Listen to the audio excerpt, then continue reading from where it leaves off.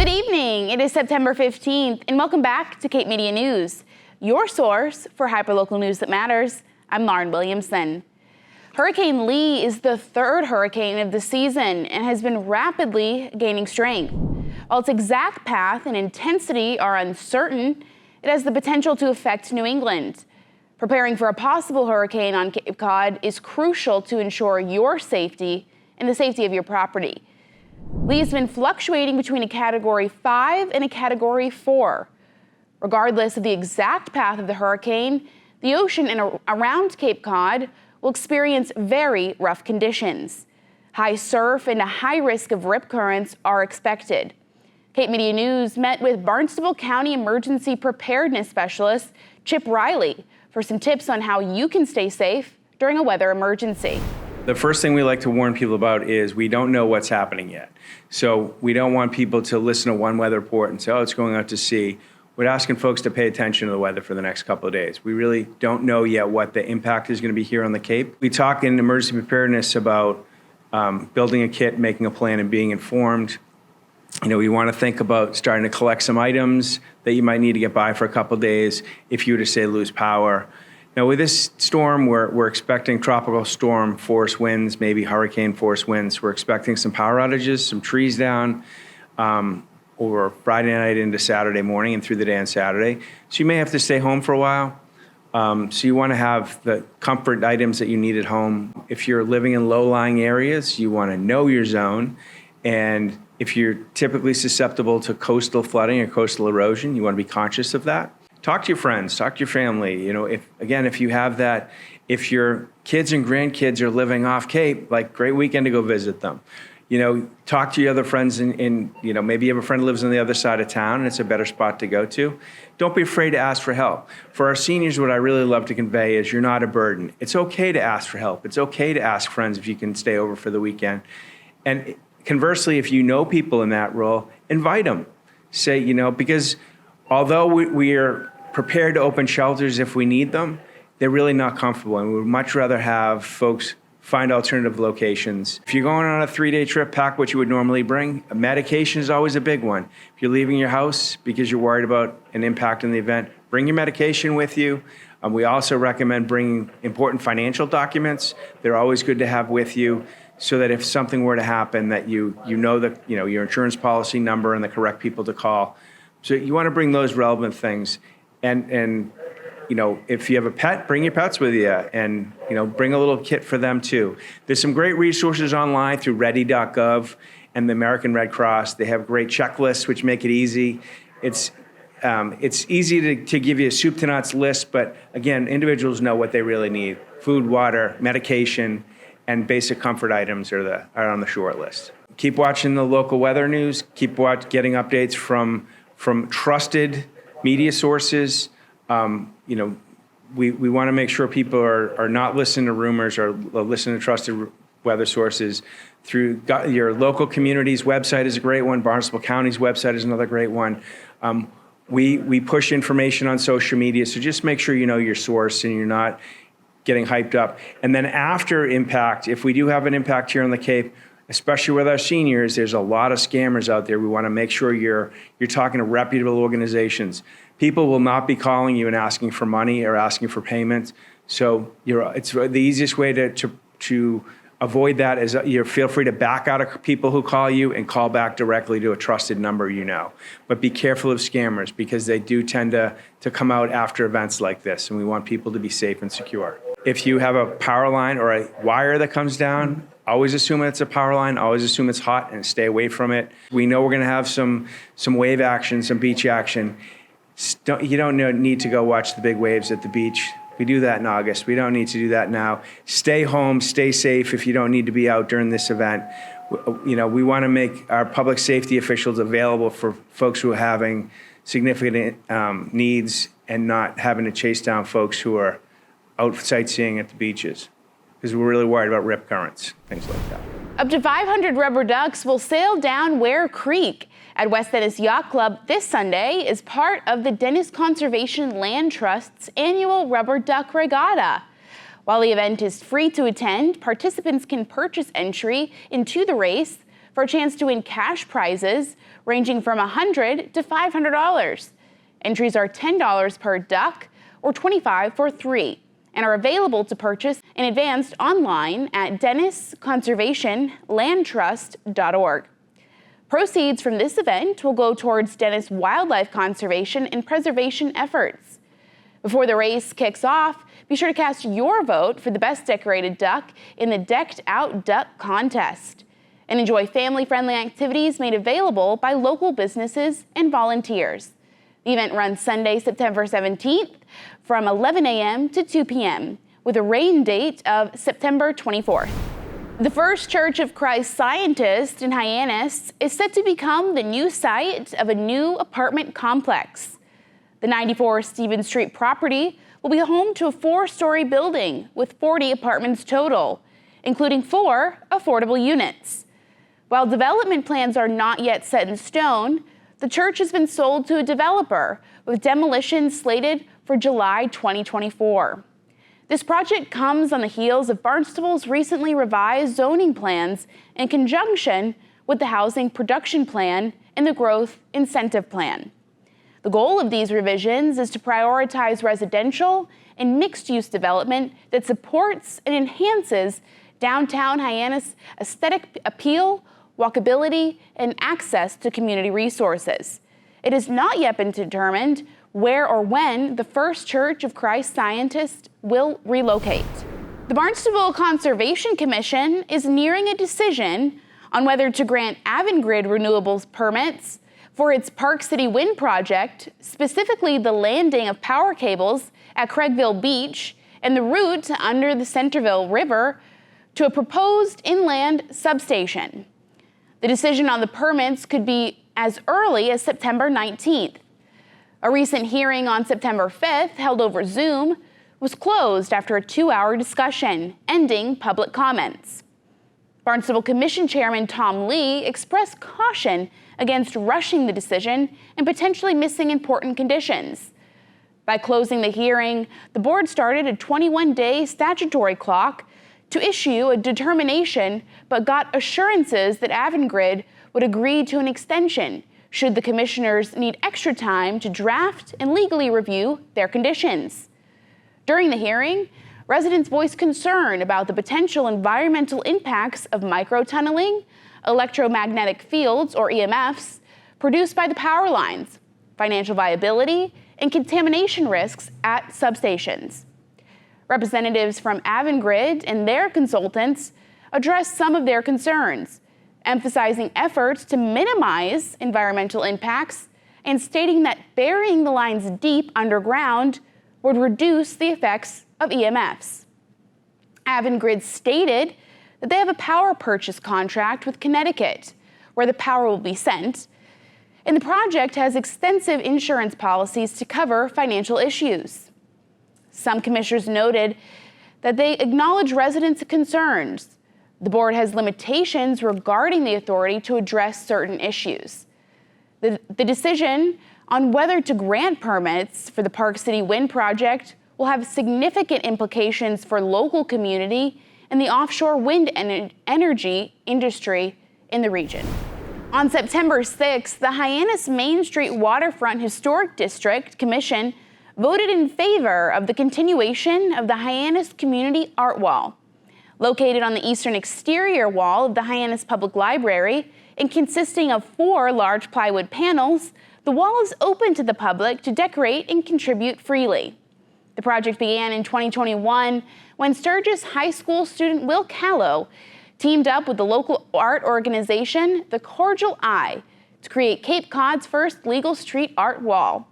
According to The Cordial Eye, the aim of this project is to provide a space to amplify the voices of artists that are not typically included in the public art sphere on Cape Cod. This proposal was brought to Hyannis Main Street Waterfront Historic District Commission in April, where it was met with strong opposition. Commissioners expressed concerns that the wall does not fit the values of Hyannis' historic district and that the project is highly susceptible to defacement and even vandalism. However, community members and neighboring businesses, including the JFK Museum, were highly in favor, and spoke out about the value of this project. We have a vibrant community in Hyannis that loves its history, that loves its new residents, that loves the artwork that comes through here, and it loves the library. And we are a little teeny-weeny city here, and I don't think we will never lose the historic feeling of Hyannis. It's too deep.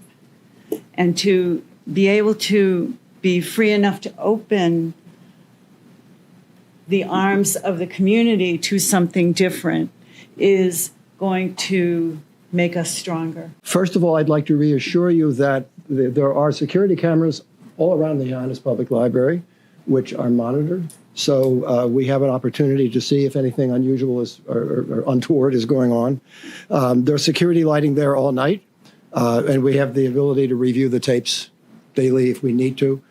We also have a custodian who is there before the place opens, and if there's anything inappropriate on the walls, we can take some steps if we have to cover them before the public shows up. I mean, this is a chance to make history in the historical district. We already have, like I said, Cape Media News covered this, made a video about it. Yeah, it could just keep going. There could continue to be cool pictures of the art wall in these states of flux, as it constantly is. And as somebody who has contributed to it and visits it every time I'm on Main Street, I think it should stick around, and I'm a proponent of it. After some deliberation, ground rules were established to keep the art wall in place until its annual review next June. If you'd like to contribute to the wall, please sign in at the front desk at Hyannis Library or visit hyannislibrary.org if contributing after hours. Coming up after the break, a go-kart race for charity and Yarmouth protests migrant housing. Stay tuned. Welcome back to Cape Media News. I'm Lauren Williamson. The 2023 Seaside Le Mans event, held at the Mashpee Commons, was a resounding success, raising over $250,000 for 5 Cape Cod charitable organizations on September 9th. This year marked the 22nd edition of the race, and the total amount raised over 2 decades has exceeded $9 million. Take a look.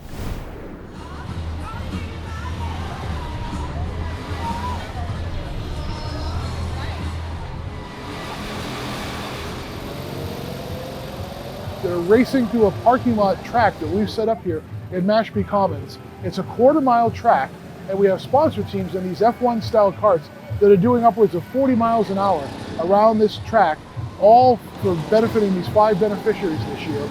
The winner is determined on which team finishes the most laps within the 4-hour endurance race. It really, truly is an endurance race. Teams of 6 swap in and out throughout, and these are just really miniature versions of the F1 karts that people see on TV all the time. In past years, some of the big highlights of this event have been new organizations that are beneficiaries for this, that without the money they've received, they have later told us that they would not have been able to continue and do their great work.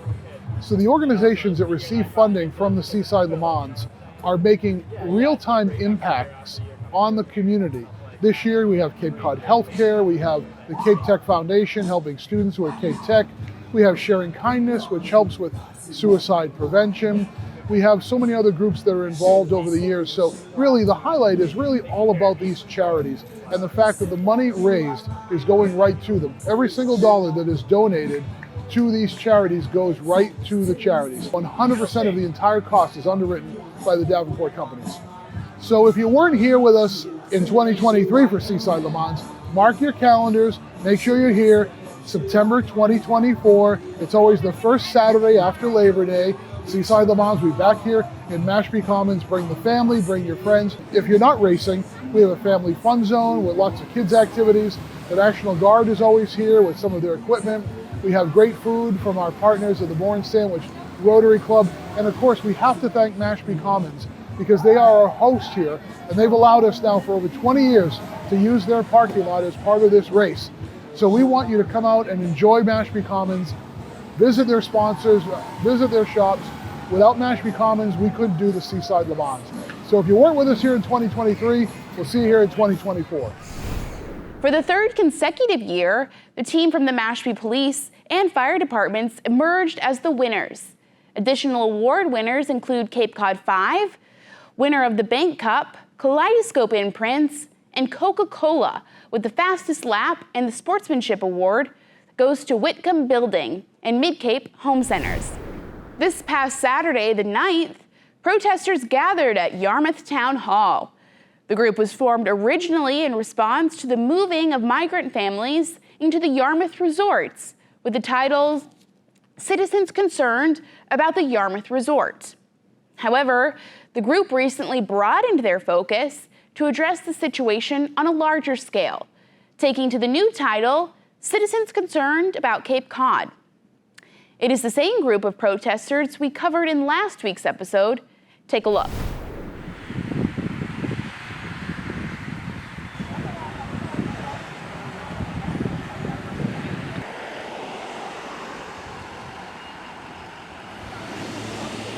I'm here because they're kicking vets and homeless out on the streets, and they're bringing illegal immigrants in and kicking out our homeless and vets. We already have a housing crisis on the Cape. We've had a housing crisis on the Cape for over 20 years. People have been on waiting lists for Section 8s. I was on a waiting list for Section 8 for over 10 years before I got it. So these people are getting kicked out to house illegal immigrants. It's not right. They're fixing up hotels for illegal immigrants, but they're kicking out the vets in Sandwich because they can't fix up the hotel. And these are guys who fought for our country. If anybody deserves a home, it's the veterans. I second, third, fourth, and fifth what the last lady had said. God bless our country. God bless America. Thank you. My father grew up in Italy, and he told me when I was younger, he says the only way we could support our family so we wouldn't starve is we had to shine the boots of the Germans. He says that's how we ate. And when I got a little older, he says, people don't know what they have in this country. So socialism leads to communism. Amen. Yeah, so it's hard to believe that the page that I created on Facebook is less than 2 weeks old. I created it on a Sunday night about 13 days ago. I thought I would get about 50 people to join my group, and next morning I had 250. My group originally was signed the name Citizens Concerned About the Yarmouth Resort, and now our focus has already grown. In less than 2 weeks, we are now Cape Cod Concerned Citizens, because it's clear that this problem is throughout the Cape. It's not just Yarmouth. It's one of the reasons we wanted to move here to Town Hall. We don't want to keep the focus at the Yarmouth Resort because that's just one problem. We're going to have these spotting up all over the Cape. USA! USA! USA! USA! USA! USA! Americans first! Massachusetts will go bankrupt. Mark my words, and we're all going to pay for it. I have a challenge for the governor and their staff. They declared a state of emergency for the illegal alien crisis, and they asked people to shelter them in their homes, but her and their staff, as far as I know, have not sheltered them in their homes. I would think they would. I would think they would want to set an example and shelter them, her and her staff, in their home before asking other people to do that if they actually believed in it. So that's a challenge to the governor and her staff. Maybe everybody ought to start voting for somebody else and tell the people that are in this town hall, get them out of here. That's the idea. That's the whole idea. This is exposing a lot of lies. This is exposing a lot of deceit, even at the town level. Now, can we stop buses from coming over the bridge? Probably not. I'm not going to lay in front of a bus like these other activists do. This is being forced on all towns across the country. This is being forced on us from the federal government. It affects everybody. We can't stop it. We can't stop it. It's going to happen. But what's happening is we're finding out that people here at our town, damn sure people in our state government are just letting this happen. Okay? They've taken you and they've taken all of us and they've cast us aside 100%. So some schmuck from Haiti or somebody from somewhere other country can come here and live for free. Okay? What's going to happen this winter when people can't afford their electricity, oil, Exactly. or gas? And there's a hotel full of people down there that we're paying for with our tax money to house, keep them warm, and feed them. People, I can't answer had that. enough. I can't answer that. You know, you need firewood, come see me. I'll help you out. But I'll tell you, I appreciate this. it. What we are doing, what we are trying to do, we probably can't stop it. But there is a network. There are people lying to us. There are people deceiving us, and we got to expose them for who they are, for what they're doing. Vote them out. Vote them out at the town, the state, the county, the federal government. This affects everybody. That's why we're here. Everybody. So we want to get the attention of our politicians. We want them to know that we're coming after them. We want them to hear our voices. There's a Board of Select meeting on Tuesday night. We're going to be there. We want them to hear exactly what we have to say. Grow a pair and do your job. We've elected you to do your job. Let's see you work for the people of your community instead of the people from outside of our country.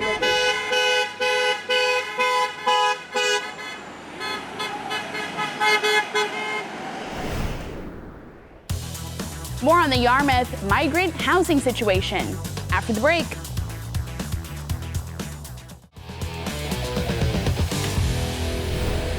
Welcome back to Cape Media News. I'm Lauren Williamson. In a continued wave of protests against the housing of illegal migrants on Cape Cod, demonstrators once again converged outside the Yarmouth Town Hall on Tuesday, September 12th. The protest took place in conjunction with a scheduled Yarmouth Board of Selectmen meeting where protesters publicly voiced their concerns. So we're here tonight because there's a Board of Select meeting tonight. We're supposed to be allowed in for public comments starting at 6 o'clock, but there is also an agenda item, I believe it's at 7:15, where they're supposed to talk about the Yarmouth Resort, which we find interesting because we've heard that the Yarmouth Resort is on hold. However, there are other hotels and motels in the area that have been targeted to take in illegal aliens, and that doesn't seem to be a discussion topic on the agenda. So we want to hear what they have to say. Nobody's been communicating directly with us. We're kind of feeling there's a hands-off communication going where they're just saying that this is being pushed down by the state and there's nothing they can do. But we want to know that our town is representing us and pushing back on this. And so hopefully we'll get some answers tonight. Before the meeting commenced, Select Board members including Michael Stone and Daniel Horgan visited the protesters to engage in dialogue, seeking to understand and address their concerns. As the meeting began, protesters transitioned inside the meeting room. Chairman Michael Stone set the tone, emphasizing the need for order and civility. I want to get a show of hands of, and I'm going to start with Yarmouth residents who wish to speak on the issue of the migrant housing. The illegals? Whatever. The illegals. Why don't you wait till you're recognized, ma'am? And let me say one thing, because I'm very irritated about something, and I'm a straight shooter. I don't hide things.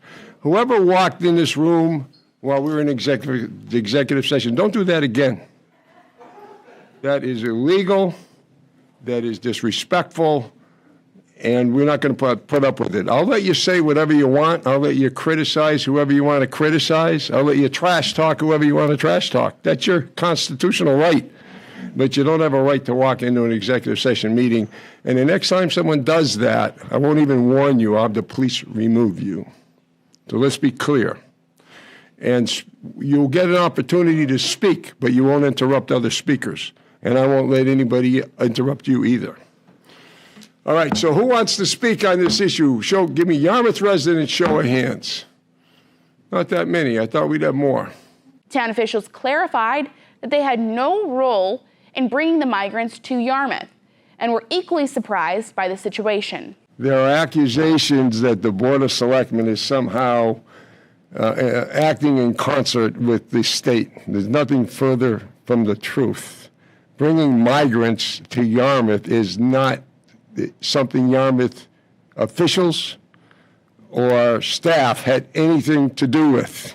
We've never even been afforded the opportunity to have any discussion with anybody in the governor's office about this issue.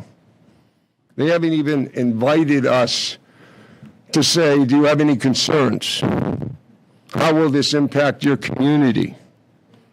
What kind of support might you need if we move X number of families into your community? We were told what was going to happen, as if it was a mandate.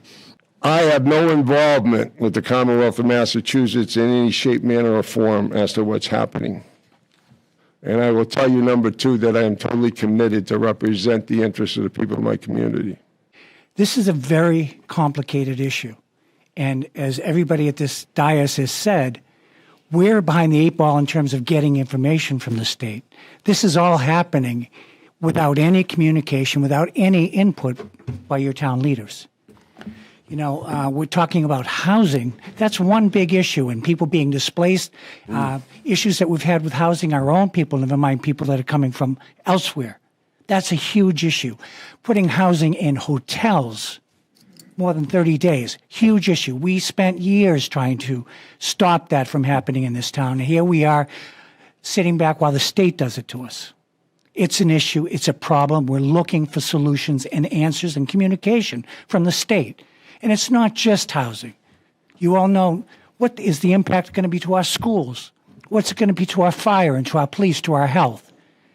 This hits so many core areas of our community. So please be assured that we are doing everything in our power with our legal representatives, with our town representatives, each of the people here to get the information so that we can make the best decisions possible and represent your interests going forward. We're glad you're here, but please don't assume that we're in conjunction or cohorts with what has happened here, because we are just as surprised as you. I don't want to lose sight of the fact, though, that we're talking about people here. You know, none of us, we talk about crisis. Yes, it's a crisis, and we're trying to deal with all these issues, but these people are also in crisis. I don't want to lose sight of that. The meeting opened the floor to public comments, giving community members an opportunity to voice their concerns. My main concern is the health of my grandchildren when these kids are going to start going to school. They have walked through the jungles of South America. They have just walked in. We don't know what diseases they have. Our kids are required to have vaccinations or they're not allowed in these schools. And I am going to request and demand that the health department puts together an agenda for every single child that ends up in our town before they set foot on a school bus, let alone sit next to my grandkids in school. And I will keep the health department accountable. So if there's a certain meeting or whatnot, but I want to see it in writing what these kids are required to have before they go in and sit next to my grandkids. And that's all I have to say. Thank you.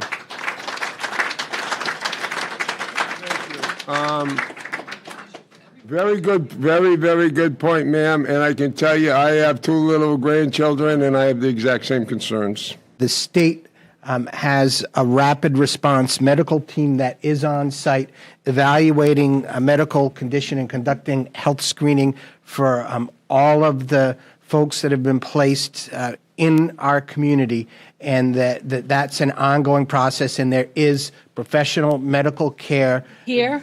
Here, why didn't in they Yarmouth, do it before they sent them? Why didn't they do it when they took them out of the? They said that plane? they had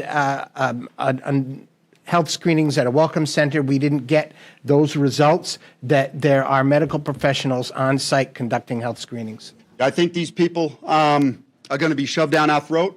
I don't think they're going to be sent away. I don't think there's anything we can do about it. I hate to say that, but there's probably going to be more coming. My question is, and my proposal is, since there is no plan, can we make a plan? What can we do here in Yarmouth?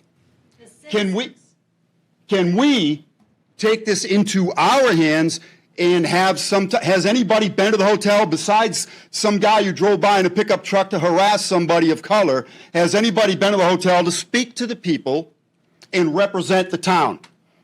Has anybody wondered, hey, can we go talk to these people?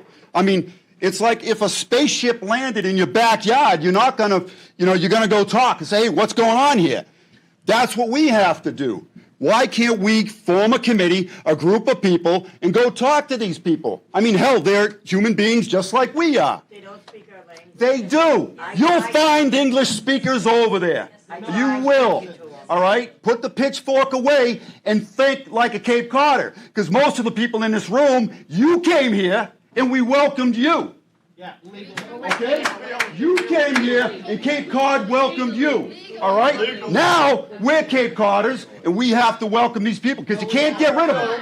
You're not going to get rid of them. If we have teachers that can teach them language, we can have them Right. all with us to their So hotel. that's why. Can we form a committee to get together, think about this, and take some action? If the government at the state level is not going to give them physicals, why can't we give them physicals? What's the action that you want to take, though? Why can't we form a committee, go talk to the people, screen them ourselves for help? Open up the dialogue. We can try to do something. Look at, All right, time out. are here to stay. They're here to stay. We can't get into dialogue, arguments between people. This is ridiculous. I am just proposing. Okay? Look at me. I am proposing, sir, that we as a town put a committee of people together to talk to these people. They're human beings just like we are. We heard okay? you. Granted, they might have diseases. Well, we don't know that yet. Okay. They don't speak English. You don't know that.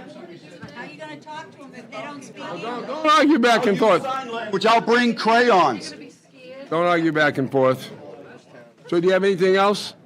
No, I don't, sir, but I have time to do this. You want to say you want to get a committee to approach these people to see if there's a constructive solution to these problems? Yes, sir. Okay, thank you. Despite town officials' efforts to maintain order, tensions ran high, leading to disruptions during the meeting. If I owned a motel, I could respond to the state and say, sure, I would love to take these people. How much are you paying? But it's not meeting the town requirements. You already said that we only had a 30-day stay in our motels. Okay. All right, sit down. Sit down. I'm going to answer your question. Sit down. Did you go to law school, sir? Not yet. Okay, good, because I think you should start. Now, the 30-day requirement, we're trying to ascertain from our town attorney whether or not that can be superseded when a governor declares a state of emergency. So that's how you're trying to stop it? Is that your answer? Because you still haven't... We don't take action or create action plans, ma'am, till we have all the information and know what our chances of success are. We know the information, they're here. We know the concerns we have. Obviously, everybody... If we can enforce the 30 days, we will, and ma'am, sit down.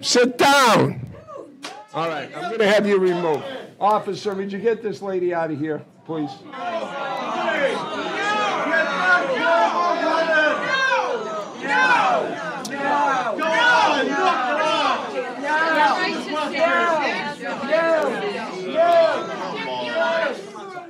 Oh my God! Freedom of speech!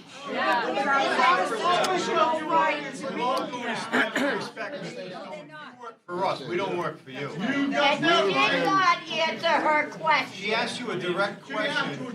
You just told us. You can speak in an orderly manner, but you can't disrupt the meeting. There's a difference. Town officials affirmed their commitment to improving communication with the community by creating a dedicated section on the town's website for updates on this current situation. Whoever made the suggestion of devoting a place on our website for information pertaining to this issue, I think was a very good suggestion. There was a lot of good suggestions, but that one in particular would be a good way of keeping people informed. And we'll talk to our IT department and see if we can't set up something like that. Mr. Chairman, they're already working on it. I just was out in the hall talking to the IT director, and they're already started work on it. So beautiful. In a closing vote, the selectmen decided to send a letter to State Governor Maura Healey, expressing their strongest concern about the selection of the Yarmouth Resort Motel as a potential property for emergency housing, citing numerous zoning violations. A letter to Governor Healy is now available on the town's website for public viewing. As tensions continue to simmer, Yarmouth and the rest of Cape Cod community awaits further developments in this ongoing issue. Once again, thank you so much for joining us this evening. If you have a story that you'd like to see covered, send us an email at newstip@capemedia.org. Tune in every week for more hyperlocal news that matters on Channel 26, Apple TV, Roku, and Fire TV. And be sure to follow us on all of our social media, including Facebook, YouTube, and TikTok. For Cape Media News, I'm Lauren Williamson.